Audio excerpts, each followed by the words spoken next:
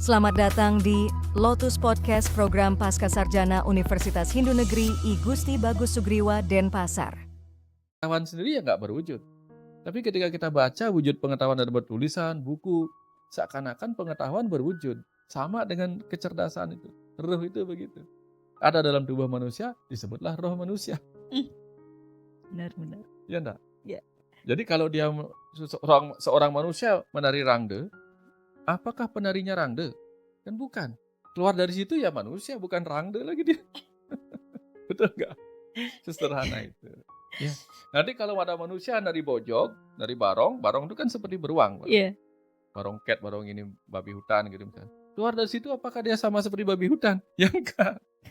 Ya roh aja seperti manusia gitu. Kebayang maksudnya kan? Iya.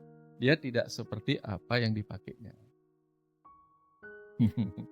Saya tertarik ini Pak Di dengan dalam sih. roh yang tidak terlihat seperti itu ya sebenarnya, dia tidak terwujud seperti itu. Kalau dengan orang yang, maaf nih Pak, bisa ngeliat ampurnya, itu katanya bisa menyerupai hal-hal yang sebenarnya tidak. seram tidak. itu. Bagaimana artinya nih Pak? begini, supaya Mungkin kita bisa kembali ke diluruskan. istilah Lea itu. Lea itu kan sering dimaknai sebagai linggih aksara.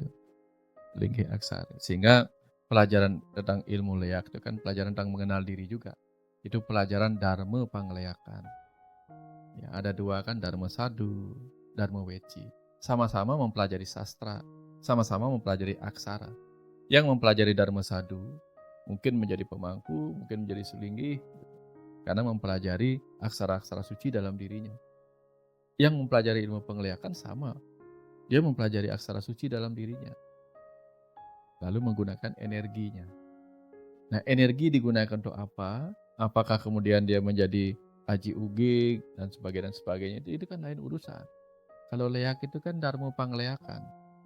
Dharma, belajar mengenal diri kita sebagai linggih aksara suci dalam diri kita. Nah, ketika dia mempunyai kemampuan untuk ngidup pangidep, ya, ibaratnya aku seperti api yang berkobar-kobar, maka orang lain melihatnya seperti bola api. Ibaratnya aku bagaikan burung Garuda raksasa, dilihatnya dia sebagai Garuda emas gitu misalnya. Tapi yang melihat itu yang dibuat berimajinasi oleh frekuensinya. Makanya banyak orang yang satunya melihat ada wujud begini, yang satunya nggak melihat. Karena tergantung frekuensi pikiran. Hanya ngidup pangidep. Yang namanya ngidup pangidep ya kan hidup. Contohnya begini. Satunya ahli patung, satunya ahli bangunan. Ketika melihat seonggok batu, imajinasi mereka berbeda. Yang satu melihat ini patung dewa apa gitu, karena dia lihat batu paras kan. Yang satunya lihat apa? Ini cocok kayaknya pakai sendi bangunan ini begitu. Ya sama, orang yang belajar ilmu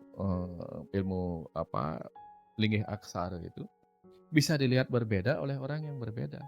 Tergantung apa yang dia takutin. Rasa takutnya menciptakan. Kenapa yang katakan demikian? Yang dari kecil diberitahu ada orang dadong itu nenek itu bisa ngeliat gitu. Katanya demikian. Yang karena dari kecil suka bantuin orang, nenek-nenek yang tidak terurus, yang ngurusin aja.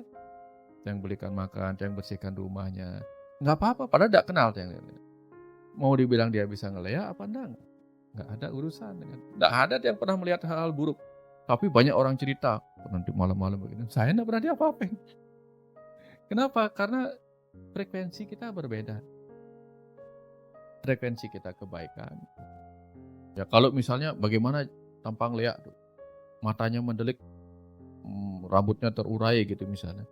Kan kita banyak ketemu orang-orang yang bos-bos yang lagi marah matanya mendelik. Ya enggak? Oh dia keluar lidahnya keluar api. Kan banyak bos-bos yang kalau marah tuh kayak beracun, berapi gitu ya. Ya kan? Terbakar kita jadinya kan. Nah, itu simbolik bahwa apa?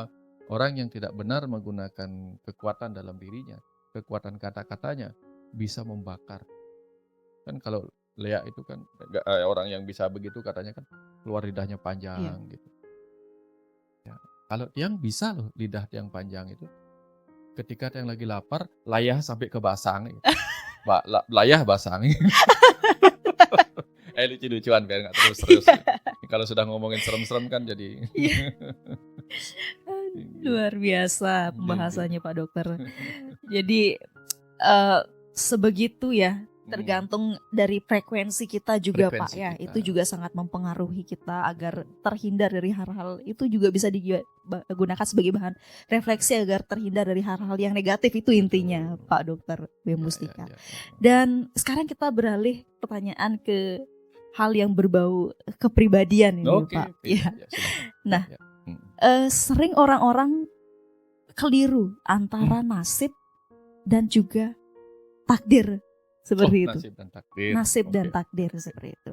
Dan ada orang-orang yang dia sudah berusaha semaksimal mungkin, kerja hingga dari pagi, siang, sore sampai malam seperti itu, Iya. tetapi hasilnya tidak maksimal. Kadang dia sering menyalahkan, ini takdir saya kenapa bisa seperti ini Iya. Tapi ada orang yang bekerja hanya secuil saja gitu, tapi sudah bisa menghasilkan hal yang sangat besar. Apa itu ada kaitannya dengan takdir ataupun nasib itu Pak? Bagaimana nih penjelasannya? Gini. Nasib adalah takdir yang belum ditetapkan. Karena dia belum ditetapkan, maka kita masih boleh mengubahnya.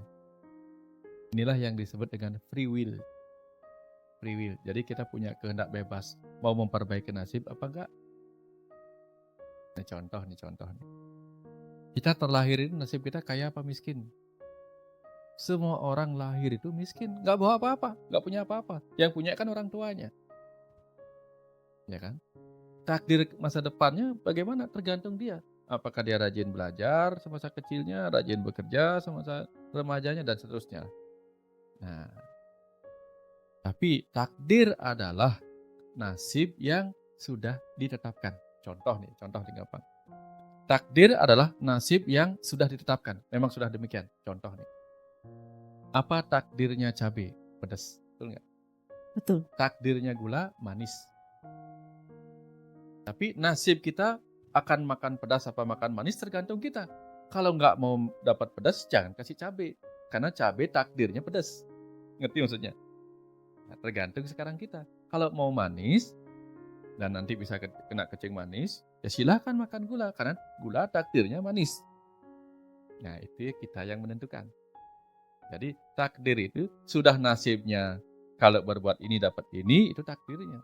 Tapi kita takdirnya api panas, takdirnya air basah. Kalau nggak mau basah, berteduh kalau lagi hujan. Kalau nggak mau terbakar, jauhi api. Nasib kita terbakar apa enggak, jauhin. Tapi kita nggak bisa mengubah supaya takdirnya api membuat basah. Udah nggak bisa. Api ya pasti takdirnya panas gitu. Nah gini. Jadi dalam hidup ini kita kemudian mempunyai kehendak bebas untuk menentukannya melalui karma kita. Kita mau melakukan subha karma, perbuatan baik, atau asubha karma, perbuatan buruk. Tapi nanti semua pahala itu kelak akan menjadi takdir kita di kehidupan berikutnya. Akibat adanya sancita karma pala. Betul nggak? Karma pala. Nah artinya apa? Itu pahala yang sudah kita bawa dari dulu. Kita sudah terlanjur menanam pohon mangga di rumah, lalu kita berharap di sana munculnya buah pepaya, kan nggak bisa. Yang kita tanam sudah terlanjur pepaya. Hanya Brori P5 yang bisa membuat buah semangka berdaun sirih. Tapi takdirnya kalau kita sudah terlanjur nanam buah mangga, bedih mangga, nanti pasti berbuah mangga. Perkara kemudian kita ingin mendapatkan pepaya, ya sudah potong, nanti tanam lagi yang baru. Nah, jadi ada takdir kita nggak bisa kita ubah, memang sudah ditetapkan. Karena itu pahala yang kita bawa dari kehidupan masa depan. Harus kita terima dulu sekarang. Tapi untuk kedepannya nanti perbaikin. Nah, contoh lagi nih. Kemarin kita makan kotor. Akhirnya hari ini kita diare. Takdirnya kita hari ini diare. Karena sudah terjadi akibat makan kemarin. Nasib kita ke depan akan terus sakit apa mati gara-gara diare tergantung kita. Kalau kita obati maka kita sembuh. Kalau kita nggak minum maka kita mati dehidrasi. Tapi kita nggak bisa mengubah yang kemarin, karena kemarin kita sudah terlanjur makan makanan yang kotor. Nggak bisa kita ubah. Pahalanya sekarang ya, diare. Kedepannya bagaimana? Minum obat. Supaya takdir tadi itu tidak tidak terus-menerus menjadi buruk.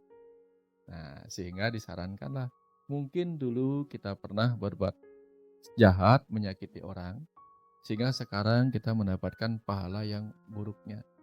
Disakitin orang. Lalu kalau kita balas lagi menyakitin orang, ya berarti kita nanam lagi. Misalnya kayak cerita tadi, kita nggak pingin di rumah ada pohon mangga. Loh kok di rumah ada pohon mangga? Kita tebang pohon mangganya karena kita nggak terima. Lalu kita tanam lagi pohon mangga yang baru, kan dapat pohon buah mangga lagi yang baru, betul nggak? Betul. Ubah dengan apa yang baik. Makanya terima pahala buruk kita dari masa lalu, ganti dengan karma baik. Gitu jadi. Makanya bagaimana caranya mengganti dengan semua itu? Diajarkanlah kita, mulailah berpikir baik, berucap baik, berbuat yang baik. Trikayo parisuda. Semua sudah diajarkan, hanya belum dikerjakan. Implementasinya ini yang Ya, ini sebenarnya kita ngobrol untuk menertawakan diri sendiri kita semua. Kadang-kadang kita kan tahu tapi belum melakukan. Ini saya banyak dapat refleksi ini. Oh ya.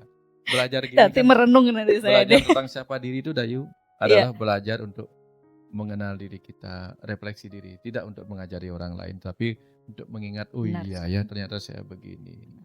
Ya, bahwa apa kemudian yang terjadi dalam apa obrolan kita kemudian berefek kepada orang lain, untuk refleksi diri, bersyukurlah. Syukur mereka. Jadi kita ini seperti menanam, memberitahu buah, ada pohon buah mangga gitu. Yang mau mencicipi boleh, yang nggak mencicipi nggak apa-apa. Tapi kalau saya secara pribadi ini bakal banyak dapat ilmu yang bisa saya gunakan sebagai bahan refleksi di dalam diri saya, Pak Dr. Wayan Mustika. Nah, tadi berbicara mengenai takdir dan juga nasib ya. Terkadang ada yang orang cepat sekali putus asa dengan takdirnya seperti itu, Pak. Apalagi sekarang Gen Z nih, kaumnya yang sering galau, sedikit-sedikit galau, depresi, stres, sudah tidak memandang usia lagi, Pak. Kalau kita berbicara, stres cuma untuk orang-orang dewasa saja, depresi orang dewasa karena banyak bebannya. Tapi sekarang kaum Gen Z seumuran saya ini sering sekali galau, seperti itu, depresi. Ini gangguan jiwa apa yang menyebabkan orang sekarang mudah sekali mengalami hal tersebut, dan bagaimana cara untuk mengatasinya, Pak, teruntuk ini rekan-rekan saya di Gen Z ini. Menarik itu, kenapa disebutnya Gen Z ya? Kan Z itu kan maksudnya kan? Iya. Z kan? Iya. Harusnya kan dibaca Gen Z gitu. Iya. Kalau dibacanya Gen Z berarti dia generator. Gen Z generator kan? Iya. Berarti dia bisa menimbulkan energi. Tapi kalau dibaca Gen Z kan berarti gengsi banyaknya. Kebanyakan gengsi gitu. Kebanyakan gengsi. Ya nggak apa-apa. Bahwa generasi sekarang menjadi gengsi, Gen Z ya. Bukan hanya salah mereka, tetapi itu juga salahnya gen-gen sebelumnya, generasi-generasi sebelumnya.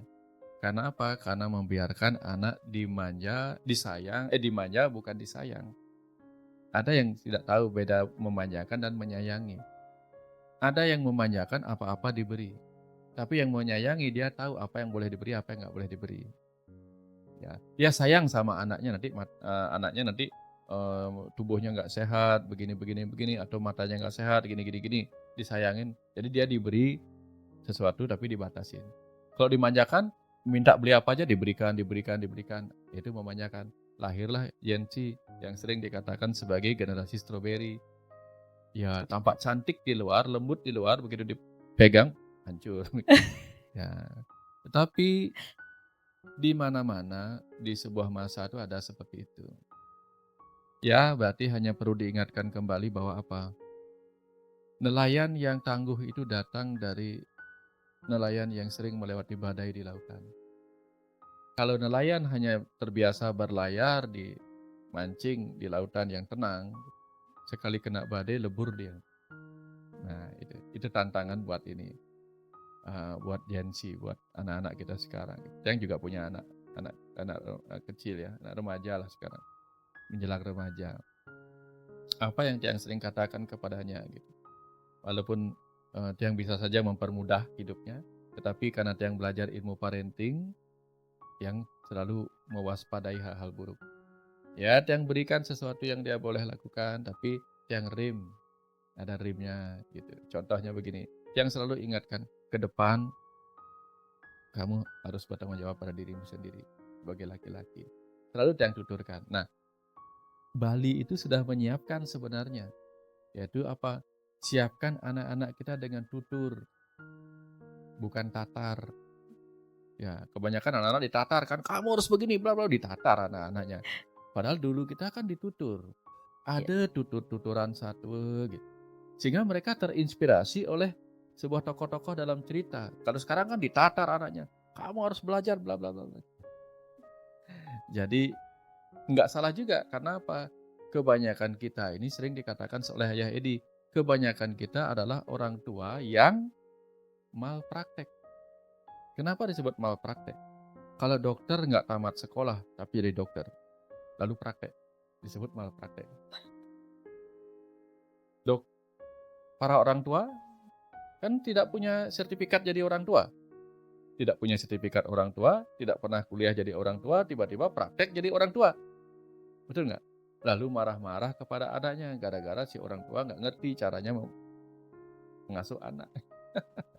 Jadi saatnya sekarang Gen Z ini sedang mencerminkan kepada kita. Gen Z terlahir karena kita tidak siap menjadi orang tua. Berat juga ya Pak untuk Karena menjadi apa? seorang tua. Orang tua, mitri dewa bawa, mitri dewa bawa. Ayah dan ibu adalah dewa bagi anak-anaknya. Harusnya, kata kitab suci. Tapi sudahkah kita menjadi dewa? Sudahkah kita dewasa sebagai orang tua? Kalau orang tua belum dewasa, dia tidak akan melahirkan anak-anak yang mudah dewasa. Nah, gitu. Nah, ini kaitannya Pak Dokter Wayan Mustika yang sudah sering juga berkecimpung di dunia spiritual, begitu pula medis juga kan sudah tentunya karena Bapak seorang dokter seperti ini. Ada kaitannya tidak Pak? Ini kalau di Bali kita mengenal yang namanya kerauhan, kerauhan ataupun bebainan, kesurupan seperti itu. Kadang-kadang ini dualitas Pak. Betul. Ada yang mengatakan, oh ini memang benar dia kerauhan, kata Dunin Widi seperti itu. Bebainan memang dapat ilhamnya dari ide Sang Hyang Widi Wasa kan. Tetapi ada yang meboye juga. Oh mungkin dia lagi galau, lagi depresi atau kena gangguan secara kejiwaan. Itu bagaimana kita bisa selektif melihat bahwa orang tersebut memang kerauhan, memang bebainan dia secara agama memang dipatutkan seperti ini ke Pak. Dan bagaimana kita bisa melihat bahwa itu dia hanyalah batas gangguan jiwa. Mungkin bisa Pak Dokter gali untuk hal tersebut. Ya, segala sesuatu di kehidupan ini dualitas. Karena di level yang paling kecil, di level atom, ada proton, ada elektron. Proton positif, elektron negatif. Jadi selalu ada dualitas. Sehingga ada yang kesurupan atau kemasukan dari luar, atau ada yang di dalam yang keluar. Kebayang maksudnya? Jadi ada yang di dalam yang keluar, yaitu apa? Pendaman-pendaman emosinya, gangguan-gangguan psikologisnya yang keluar, menampak keluar. Tapi ada juga yang di luar masuk ke dalam. Nah, ini macam-macam ini. Di dalam diri kita, itu bisa mengeluarkan kata-kata yang macam-macam juga. Ada kata-kata yang keluar dari ego yang positif, ada yang keluar dari ego yang negatif, ada yang keluar dari jiwa. Itu kata-kata. Nah, kalau datang dari ego yang positif, dia mungkin bisa menenangkan. Yang ego negatif mungkin ngajakin berkelahi. Kalau yang datang dari jiwa bijaksana. Itu yang datang dari luar, dari dalam kan. Sama. Jadi ketika orang misalnya dalam kondisi tidak sadar mengeluarkan kata-kata yang tidak sadar, yang namanya juga tidak sadar kan, kita cek apakah yang keluar adalah pendaman emosi negatifnya, ya, seperti abah-abah serahinenya. Jadi hal-hal serahinenya sehari-harinya, abah-abah serahine, abah-bainan gitu. Jadi yang keluar itu apa? Pendaman-pendaman emosinya negatifnya. Ya, dia biasanya menunjuk-nunjuk si A nyakitin aku, si B nyakitin aku begini bla bla bla bla. Kita tahu kok ciri-cirinya. Nah, berbeda. Kalau dia datang dari luar masuk ke dalam itu juga sama. Ada yang masuknya buta, ada yang masuknya roh manusia, ada yang masuknya para dewa. Jadi kalau bebutan yang masuk, bebutan itu artinya apa? Roh-roh yang setingkat masih di wilayah-wilayah terjebak kepada urusan duniawi, urusan material, masuknya seperti itu, bebutan. Gitu. Bebutan. Ya mungkin reaksi rasanya itu dari bawah gitu. Dan bebutan itu akan mudah masuk kepada orang-orang yang memang dalam kesehariannya juga seperti itu sifatnya. Frekuensinya sama. Terus ada roh-roh yang gentayangan yang memang masuk ke dalam tubuh manusia. Ada. Ada juga makhluk-makhluk lain yang masuk ke dalam tubuh manusia. Ya, pinjam tubuh manusia lah. Ada wong samar dan sebagainya lah. Atau yang lain-lainnya. Ada juga roh para dewa yang bisa masuk untuk menyampaikan pesan-pesan bagus. Nah, bagaimana membuktikan? Contohnya begini nih. Ini ada gitar. Ya, ada gitar dipajang di toko. Terus ada anak kecil yang mau coba-coba pakai gitarnya. Bagus tak suaranya? Pinjam ya gitarnya, dia pakai gitarnya. Anak kecil yang nggak bisa main gitar ya. Nggak tahu bagaimana cara main gitar. Bisa nggak dia metik gitarnya? Bisa jadi malah brang gitu. Hancur kan? Hancur. Tapi kalau yang ahli yang masuk, pinjam dong gitarnya. Mau coba gitarnya. Ahli misalnya Dewa Bujana gitu. Dewa Bujana mau coba gitarnya. Kan disetel dulu sama dia kan? Setel, ting. Setel sama dia. Setelah setelnya bagus, dimainin. Kedengarannya enak. Nah sama, tubuh manusia yang dimasukin oleh ahlinya, roh yang sudah sifatnya leluhur, roh yang para dewa, disetelnya bagus, nanti keluarnya pesan-pesan yang bijak. Tapi kalau yang masuk yang buta, ya tadi sama kayak anak kecil baru coba, brang. Kemana-mana itu. Mana-mana jadinya, wow gitu. Ya, sehingga itu yang perlu kita ini kan, makanya sering kemudian dilakukan uji coba. Untuk menguji bahwa ini adalah roh dewa, roh Tuhan yang masuk. Karena Tuhan tidak bersifat basah oleh air, tidak terbakar oleh api. Coba disulut saja dengan api. Jangan. Karena nggak seperti itu ceritanya. Rohnya mungkin, dewanya mungkin nggak terbakar oleh api, tapi tubuhnya kan terbakar oleh api. Jangan nguji dengan cara begitu. Iya. Kalau ini tidak terbasahkan oleh air, nanti dikelemin orangnya, ditenggelamkan, mati orangnya. Gak kayak gitu. Bagaimana caranya menguji? Uji dengan pengunedike, dengan akal kita. Dengan bertanya. Nunas bebaosan. Masuk akal enggak bahasanya? Kalau ngacuh berarti bukan dewa. Ngacuh berarti bukan sesuunan di sana. Karena kalau sesuunan di sana, tugasnya mereka melindungi dan menuntun. Kalau melindungi tentu kita akan diberikan tuntunan yang bagus. Nggak sembarangan tuntunannya gitu. Betul nggak? Ya benar. Karena kadang-kadang banyak sekali Pak permintaannya ada yang aneh kalau kesurupan itu. Kalau sudah demikian, pintar-pintarnya si pemimpin upacara, si penguasa wilayah untuk apa? Menghandle itu. Karena kan ya tadi tuh Buddha ya, dewa ya, manusia ya. Ini yang datang ini sifat butanya apa sifat manusianya apa sifat dewanya. Nanti kalau yang masuk, wah pokoknya ini dadang mangku, ini sing tadi dadang mangku. Wah curiga dah. Hati-hati dah begitu. Ada faktor X-nya nanti itu ada ternyata. Maksudnya ada like dislike nih gitu. Tetap kita harus hati-hati. Jadi tidak boleh menyalahkan, tidak juga selalu membenarkan. Selalu. Karena apa? Setiap tesis ada antitesisnya. Ya. Ya, apa yang benar di balik yang benar bisa salah, di balik yang salah bisa benar. Wah, ini kurang carunya nih, harus caru beguling lagi 3 gitu. Belum tentu. Karena apa? Intinya begini, para dewa tidak pernah memberatkan umatnya, tidak pernah. Ya, kan kita saja ajaran kitab suci mengatakan apa? Nistaning niste, madyaning niste, ada 9 level upacara. Yang tertinggi adalah ketulusan. Kan demikian. Kalau sudah sampai minta ini, minta itu, curigalah, hati-hati. Kan karena sulinggih sudah muput, ya, pemangku sudah muput, sudah ngantap gitu. Karena di dalam mantranya kan ada kirang langkung, kita ngelungsur, gangrena pengampura. Masa Tuhannya begitu kan nggak mungkin. Nah, hati-hati. tetap intinya adalah eling waspada. Waspada. Jangan menyalahkan, jangan selalu dibenarkan, jangan tidak percaya, jangan juga terlalu percaya.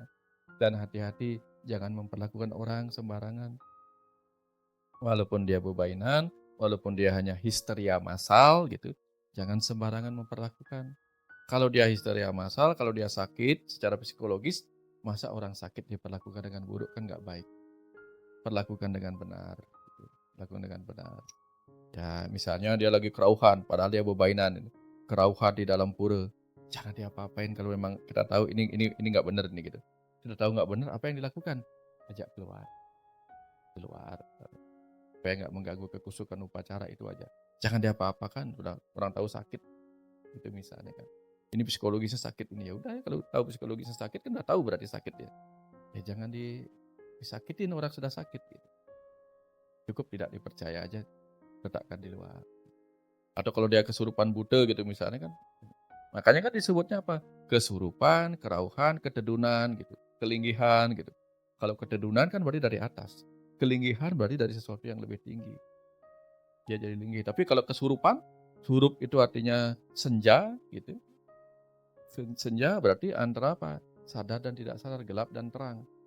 Jadi kesurupan antara sadar dan tidak sadar. Nah ini yang masuk siapa? Kerauhan, didatangin siapa ini? Kalau ketedunan, nah betara siapa? Melinggih, kelinggihan gitu. Nah ciri-cirinya biasanya gini sih. Kalau yang ketedunan gitu, kelinggihan gitu. Kalau betara itu biasanya apa? Air matanya keluar sampai ingusnya keluar. Biasanya demikian. Dan bahasanya tuh bahasa yang agak susah dimengerti. Enggak teriak-teriak, wow. Kayak gitu sih. Tapi apa yang Tiang jelaskan ini tentu tidak akan banyak. Tidak mencakup semuanya. Perlu pengalaman langsung. Perlu kepekaan. Perlu kepekaan, siap. Ya. Pak Dokter Ya. kan sudah sangat mendalami ya, baik itu dari secara medisnya dan juga dunia spiritual, bahkan banyak sekali buku-buku yang sudah Pak Dr. Wayan Mustika keluarkan seperti ini jadi sudah tidak diragukan lagi terkait dengan perjalanan spiritualnya. Lalu bagaimana Pak Dr. Wayan Mustika ini memandang terkait dengan kalau di Bali kita percaya adanya penyakit medis dan non medis seperti itu. Kadang-kadang orang yang punya kepercayaan lebih terkait hal-hal yang berbau tidak hanya medis, pasti dia juga berlari ke pengobatan secara non medis. Itu bagaimana dari kacamata Pak Wayan Mustika terkait dengan dua hal tersebut, medis dan juga non medis? Penyakit pada diri manusia itu kan ada 3 hal. Penyakit pada tubuh, pada pikiran, pada jiwa. Kalau Atman kan tidak bisa sakit. Atman tidak bisa sakit. Tapi ketika dia menjadi jiwa, dia bisa tersakiti oleh manomaya kosa, energi pranamaya kosa, dan seterusnya. Ketika tubuh sakit, pikiran akan mengeluh. Tapi juga akan ada tanda-tanda pada tubuhnya. Nah, ketika ada tanda pada tubuh dan ada keluhan pada pikiran, itu mudah diperiksa oleh para dokter.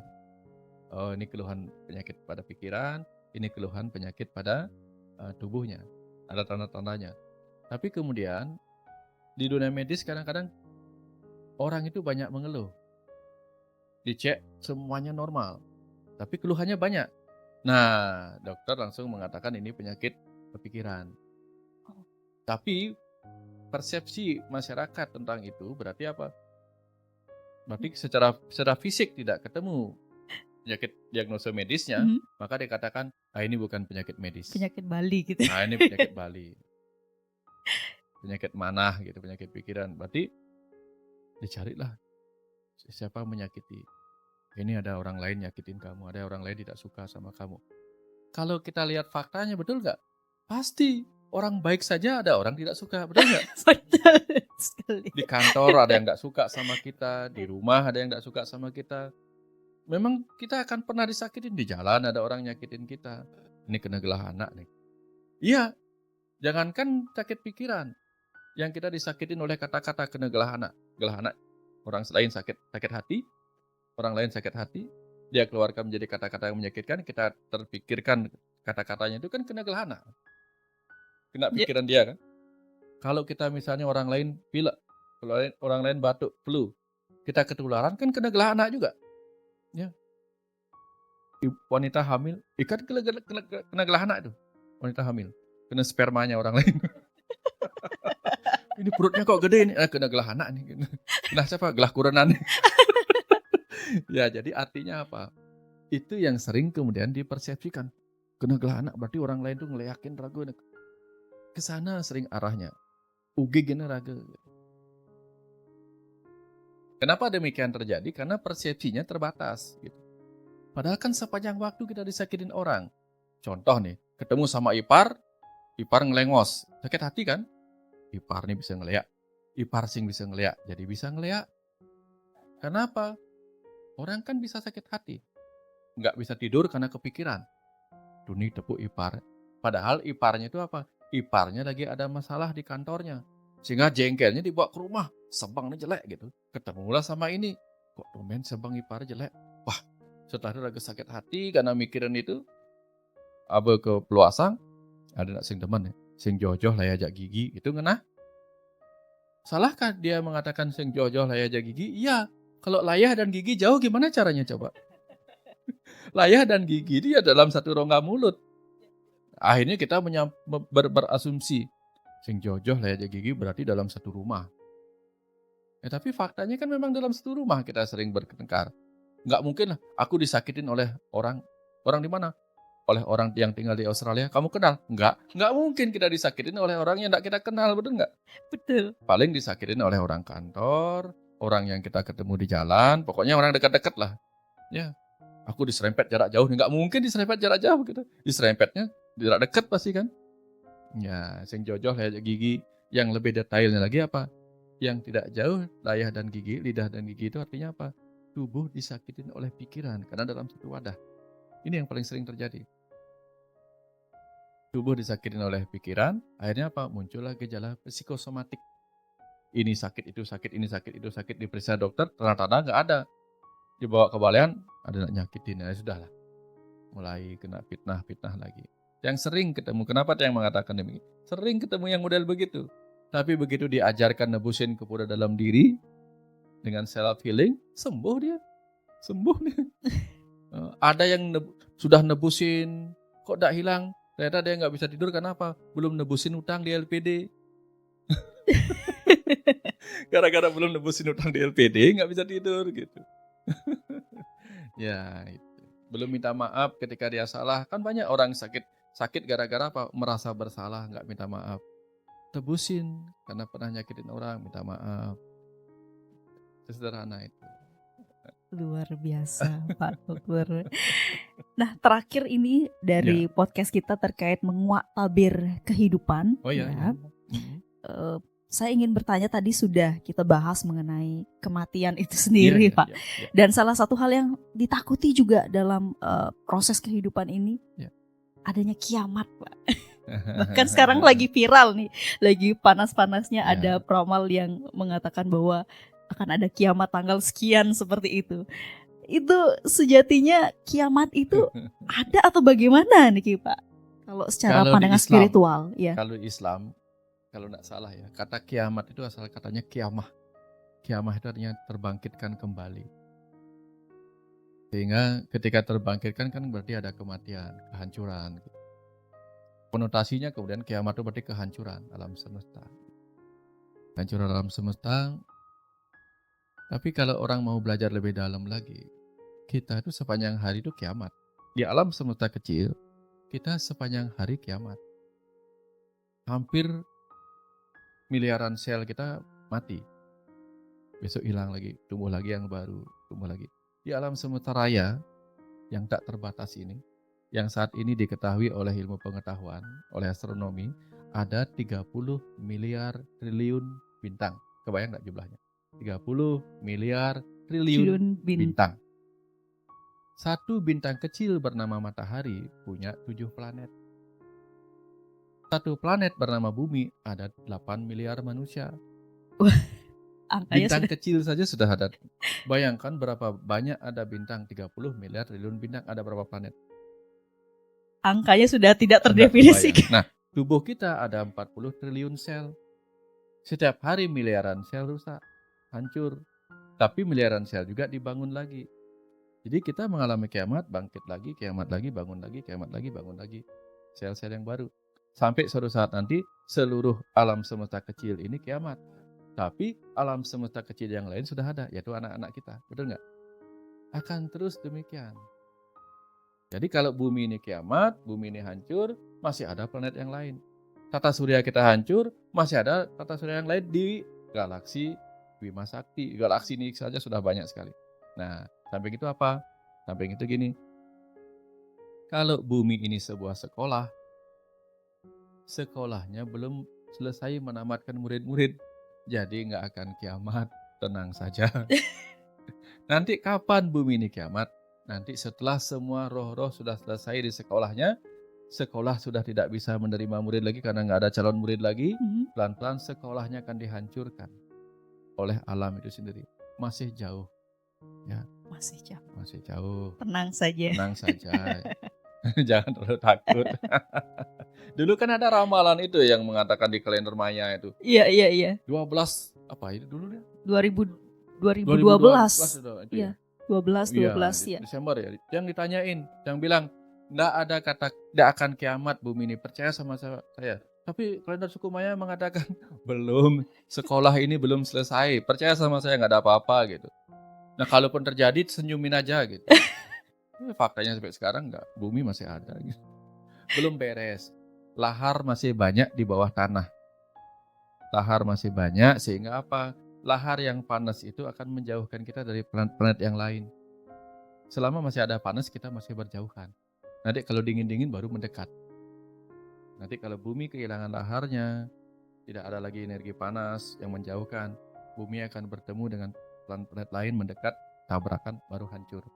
Masih jauh lahar, masih banyak itu. Tenang aja. Masih mau pekelam. Masih aman ini masih Pak aman, ya. Masih aman. Jadi tetap bekerja untuk bayar hutang ya. Itu yang penting Pak. Iya, itu yang penting. Iya. Baik, terima kasih banyak Pak Sama-sama. Dr. Wayan Mustika. Mudah-mudahan Ternyata bermanfaat ya. sudah banyak sekali kita berbicara, tidak terasa waktunya juga sudah cukup panjang membahas terkait dengan menguak tabir kehidupan itu sendiri. Banyak hal yang bisa kita ambil hikmahnya dari apa yang sudah kita bahas bersama Bapak Dr. Wayan Mustika. Saya terakhir minta quotes-nya dari Bapak terkait dengan renungan jiwa mungkin untuk kita semua agar semakin merefleksi diri dan juga memahami diri kita secara pribadi. Silakan. Ini sering disampaikan, Tayo. Banyak orang mencari Tuhan. Banyak orang mencari Tuhan kemana-mana gitu. Tetapi dia lupa. Ada ajaran Islam. Mirip dengan apa yang disampaikan di kita. Siapa mengenal dirinya, dia mengenal Tuhannya. Dalam ajaran kita dikatakan apa? Tat tuam asi, beraham brahman asmi. Jadi kalau kita mengenal diri kita akan mengenal banyak hal. Siapa mengenal alam semesta kecil, dia akan mengenal alam semesta raya. Seperti halnya apa? Kalau kita mencicipi sesendok air laut, kita akan mengerti ini lautan. Dengan mencicipi alam semesta kecil dan benar-benar paham alam semesta kecil ini, kita akan mengerti alam semesta raya. Kira-kira seperti itu. Ya. Luar biasa sekali. Pak Tersuksema sekali lagi Bapak. Sama-sama Dayu. Pak Dr. Wayan Mustika. Ya. Dokter sekaligus penekun spiritual dan juga hal-hal yang berbau jiwa. Sangat teduh sekali pembahasannya hari ini. Semoga ini bisa menjadikan kita sebagai bahan refleksi, sebagai bahan introspeksi diri di dalam diri kita sehingga bisa menjadi manusia yang berkualitas di dalam kehidupan kita. Jangan kemana-mana rekan-rekan, Sobat Lotus Podcast, karena tentunya akan banyak sekali akan kita upload dan juga kita tampilkan konten-konten yang edukatif, yang kreatif tentunya di Lotus Podcast yang diadakan oleh Pasca Sarjana UHN I Gusti Bagus Sugriwa Denpasar.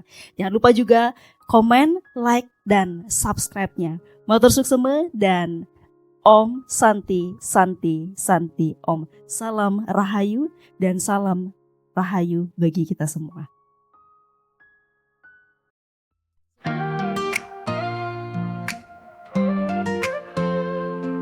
Di kampus tercinta, program Pasca Sarjana Universitas Hindu Negeri I Gusti Bagus Sugriwa Denpasar.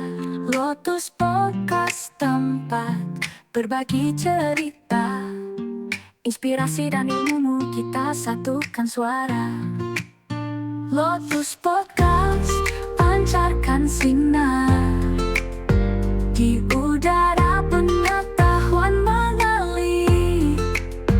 Dengan bijaksana kita berbicara, menjaga nilai luhur, mencerdaskan bangsa. Dari Denpasar menyebar ke penjuru, menyapa pendengar dengan hati yang tulus. Para narasumber berbagi pandangan, membangun wawasan, mencipta perubahan. Lotus Podcast, pancarkan sinar di udara, pengetahuan mengalir. Dengan bijaksana kita berbicara, menjaga nilai luhur, mencerdaskan bangsa.